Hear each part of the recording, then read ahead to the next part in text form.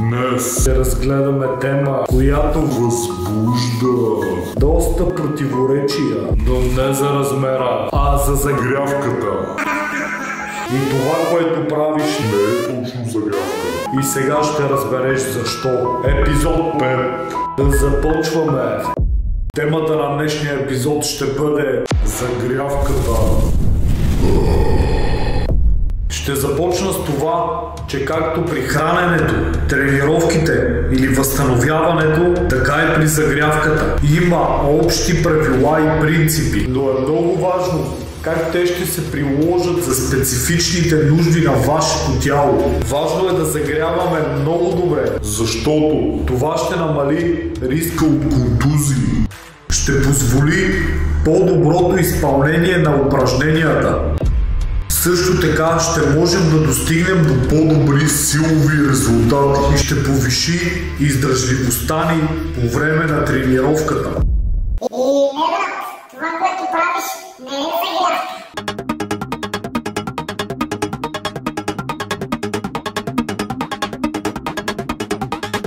Трябва да му измислим друго име. Загрявката може да бъде разделена на две основни части. Обща и специфична, като целта на общата загрявка е да повиши телесната ни температура и да активира по-доброто функциониране на нервната ни система. А специфичната загрявка зависи най-вече от това каква тренировка ни предстои. Сега ще разгледаме двата типа загрявки по-детайлно и ще ви дам няколко лесно приложими примера, които ще ви бъдат полезни. Да започнем с общата загрявка. Както вече споменах, целта е да повиши телесната ни температура и да активира нервната ни система. Как да стане това? Ще ви дам пример. Ако тренирате в зала и имате оборудване, или ако тренирате вкъщи и нямате оборудване. Един от най-ефективните начини в фитнеса е да започнете с бавно ходене на пътеката и постепенно да увеличавате скоростта, като към това добавяте и леки ставни движения. Ще ви обясня подробно плюсовете от тази вариация на обща загрявка. Задължително започваме много добре облечени, а след това ще сваляме допълнителните дрехи. И можете да сте напълно спокойни, че ще имате време да се съвлечете и всички ще видят дупето ви или бицепсите ви. Oh yeah!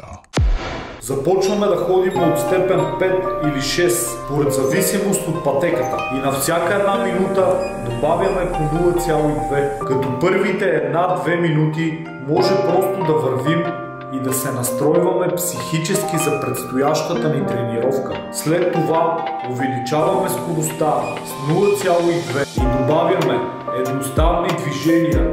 Китките, лактите, врата, раменете, коленете, кръста. Тук отново повтарям движението с кръста, тъй като не го усещам добре. Повтаряме всяко от тези едноставни движения по 10 пъти и след това повтаряме целият кръг. И не забравяйте да пиете вода, като отново на всяка минута вдигаме скоростта на пътеката с 0,2.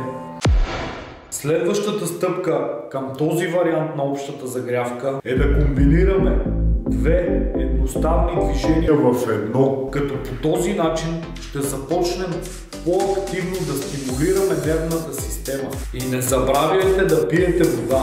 Увеличаваме скоростта на пътеката с 0,2. Ето някои варианти за комбинация на движенията. Китките с врата, лактите с раменете, китките с лактите,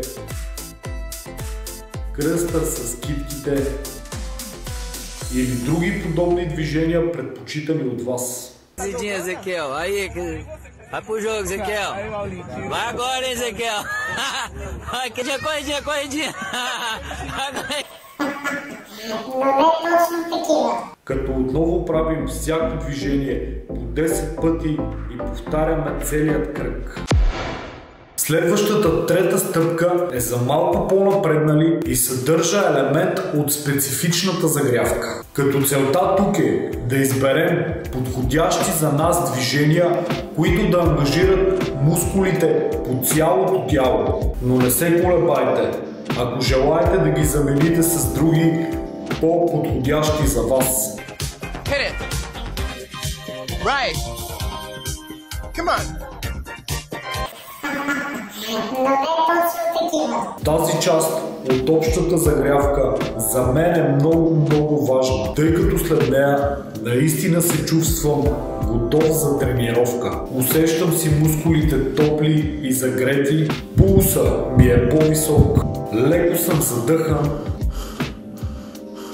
и органите ми също са готови за тренировка. Възможно е вашето тяло да няма нужда от третата част на общата загрявка. Затова експериментирайте с различните части и вижте кое работи най-добре за вас. Сега да разгледаме варианта, при който нямаме никакво налично оборудване. Целите са същите, а именно да повишим телесната температура и да активираме по-доброто функциониране на нервната ни система. И принципите са абсолютно същите. Започваме с леки едноставни движения. Правим всяко движение по 10 пъти и след това повтаряме целият кръг отново. Следващата стъпка е отново да комбинираме две едноставни движения в едно, като отново правим всяко движение по 10 пъти и след това повтаряме целият кръг отново. И последната стъпка е отново да изберем движения, които ангажират цялото тяло, като отново правим всяко движение по 10 пъти и след това повтаряме целият кръг отново. Или просто изберете подходящите движения за вас. Важното е да сме разбрали и да спазваме принципите на общата загрявка. Нека преговорим основните точки като за финал. Започваме добре облечени. Приемаме вода през цялото време. Необходимото време за загрявка може някой път да бъде различно и това ще зависи от кое време на деня е. Защото в различните части на деня температурата на тялото ни е различна. Кой сезон е? Колко градуса е мястото, на което сме? Какво сме правили преди самата загрявка?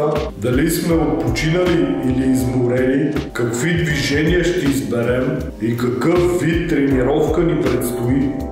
Но това ще бъде тема на следващия епизод, където ще поговорим за специфичната загрявка. Благодаря за вниманието и до скоро!